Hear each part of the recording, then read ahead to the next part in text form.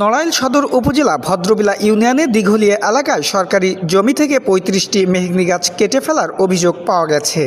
দিঘলিয়া গ্রামের সাইফ উদ্দিন গত ৩ দিন ধরে মূল্যবান গাছগুলো কেটে বিক্রি করে দেওয়ার অপচেষ্টা চলছিল, তবে গ্রামবাসীর প্রতিবাদে তা ব্যর্থ হয়েছে। খবর পেয়ে গাছগুলো জব্দ করেছে প্রশাসন। দিঘলিয়া গ্রামের শামীম মোল্লা সহ অনেকে জানান ১৬ শতক সরকারি জমি থেকে সাইফ উদ্দিন গত ৩ দিন ধরে ৩৫টি মেহগনি গাছ কেটে বিক্রয় করার চেষ্টা চালায়। গাছগুলোর মূল্য প্রায় ৩.৫ লাখ টাকা। সাইফুদ্দিন এই গাছ বিক্রি করেছে, কাটিছে বিল্লাল, মোহাম্মদ, ইনাই, শাহিন, আরও ৪-৫ জন ছিল। এটা সাইফ বেঁচেছে। আমি শুনছি ৮ মেম্বার কাটিতে পারে, শোনা যাচ্ছে ৮ মেম্বার কিনে নিয়ে সাইফ কেটে এগুলো করাচ্ছে।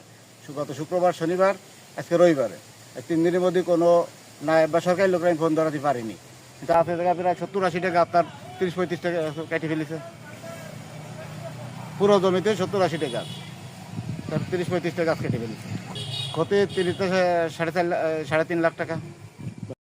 এ ব্যাপারে নড়াইল সদরের সহকারী কমিশনার ভূমি KH তাসফিকুর রহমান বলেন, সরকারি জায়গা থেকে গাছ কাটার খবর পেয়ে ইউনিয়ন নায়েবকে আমি ঘটনাস্থলে পাঠাই।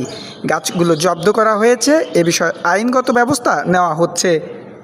ভদ্রবিলা ইউনিয়নে আমাদের ভিপি সম্পত্তি ১৬ শতকের উপর থেকে কে বা কাহারা গাছ কর্তন করে নিয়ে গিয়েছে।